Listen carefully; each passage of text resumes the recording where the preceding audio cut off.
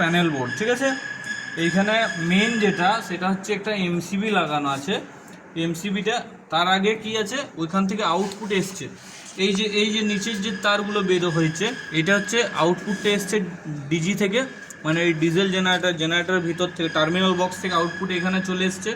এইখান থেকে এই যে গোল গোলগুলো লাগানো আছে, এগুলো হচ্ছে আমাদের যেগুলো হচ্ছে কারেন্ট ট্রান্সফর্মার সিটি, ঠিক আছে। এখান থেকে হচ্ছে জাস্ট রিডিংগুলো এখানে শো করার জন্য এখানে প্যানেলে শো করবে। এই যে প্যানেল আমাদের আছে, এই প্যানেলে শো করে কোনটায় কত ভোল্টেজ আছে, কোন ফেজে কত কারেন্ট ড্র করছে, আনব্যালেন্স আছে কিনা, সমস্ত কিছু এই প্যানেলে শো করে, ঠিক আছে। আর এখানে স্টার্ট স্টপ সব বাটন আছে। এখানে আমরা নর্মালি চাবি ঘুরিয়ে স্টার্ট করতে পারি, কিন্তু এখানে বাটন সিস্টেমও করা আছে। আর এখানে সমস্ত কিছু এই যে ডিজি কন্ট্রোলার, এই প্যানেলের সমস্ত কিছু দেখা যাবে যে কী প্রবলেম হচ্ছে না হচ্ছে। কেন কি এখানে যে সমস্ত অ্যারেঞ্জমেন্টটা করা আছে তার ম্যাক্সিমামটা হচ্ছে কন্ট্রোলার, ঠিক আছে।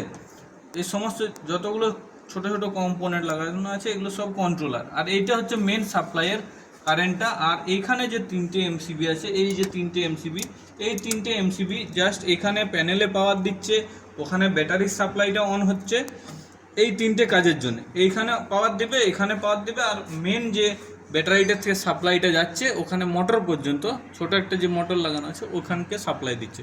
তিনটের জন্য এই তিনটে এমসিবি লাগানো আছে। তার জন্য আমাদেরকে যদি স্টার্ট করতে হয় ডিজিটা, আমাদেরকে প্রথমে কি করতে হবে, এই তিনটে এমসিবি অন করতে হবে। যদি আমরা আবার অফ না করি, বন্ধ করার পর আবার অফও করতে হবে। অফ যদি না করি তখন কিন্তু দেখা যাবে কি ব্যাটারির ভোল্টেজটা ড্রপ হয়ে যাচ্ছে। কেননা এইটার থেকে সবসময় এইটা জ্বলবে, এখানে এই প্যানেল জ্বলবে, এই লাইট জ্বলবে, প্লাস ওই মোটরে সবসময় সাপ্লাই যেয়ে থাকবে। তাহলে এখানে একটা লস হবে, তখন ব্যাটারির ভোল্টেজ কিন্তু ড্রপ হতে শুরু করবে, ঠিক আছে। সেই জন্য আমরা যখন অফ করে দেবো ডিজি, আমাদেরকে অবশ্যই এই তিনটে বন্ধ করে দেবে। আবার যখন ডিজি চালু করতে হবে এই তিনটে চালু করতে হবে, অন করতে হবে। এবার এটা অন করলেই ওইখানে পাওয়ার চলে গেছে, মোটরে পাওয়ার চলে গেছে, আর আমার এখানে প্যানেল বোর্ডেও কিন্তু পাওয়ার চলে এসছে, ঠিক আছে।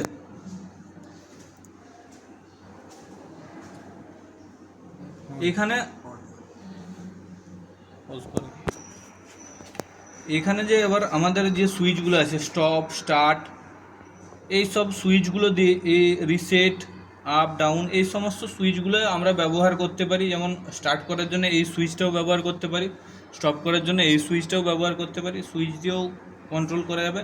আবার এখানে চাবি ঘুরিয়েও আমরা ইঞ্জিন অন করতে পারি, যেমন কারের ইঞ্জিন চাবি ঘুরিয়ে করা হয়, সেরকমভাবে সিমিলারলি এখানেও কিন্তু চাবি ঘুরিয়ে ইঞ্জিন অন করা যাবে। আর এখানে যে ইঞ্জিন স্টপ, এই বাটন প্রেস করে রাখলে ইঞ্জিন স্টপ হয়ে যাবে, ঠিক আছে। যখন আমরা এখানে স্টার্ট করে এমসিবি অন করব তখন কিন্তু এখানে গ্রিন লাইট জ্বলবে। আর এখানে ভিতরে যেটা আছে সেটা হচ্ছে এইখানে, এটা হচ্ছে মেন আউটপুট এমসিবি। আমরা সব অন করে দিয়েছি, ডিজি আউটপুট এখানে চলে আসছে। এটা হচ্ছে একটা জাস্ট এখানে বাসবার হিসাবে, বাসবারের মতো কানেক্টর বা বাসবার বলতে পারি ছোট করে, সেটা হচ্ছে এই দুটো। এইটা হচ্ছে আউটপুটটা, সেখান থেকে এমসিবি হয়ে আরেকটা যাচ্ছে। ওইটা বের হওয়ার আগে, মানে আউটপুট বের হওয়ার আগে এখানে একটা কানেক্টর আবার একটা লাগানো আছে। তাহলে এমসিবিটা ওই দুটোর কাট আউট হিসাবে কাজ করছে। এমসিবিটা যখন অন করব সাপ্লাই কিন্তু বাইরে বেরিয়ে যাবে আমাদের ওই প্যানেল বোর্ডে, মেন প্যানেলে বা ওই বাসবারে চলে যাবে, ঠিক আছে। তাহলে আমাদেরকে প্রথমত কি করতে হবে, ডিজি স্টার্ট করার জন্য ওই তিনটে সুইচ অন করলাম, তিনটে সুইচ অন করে এবার বন্ধ করে দেবো। যখন দেখলাম এখানে পাওয়ার চলে এসছে আমি বন্ধ করে দেবো, ঠিক আছে। এবার চাবি অন পজিশনে নিয়ে যাব, অন পজিশনে নিয়ে যাওয়ার পর আমি এখানে অন করব,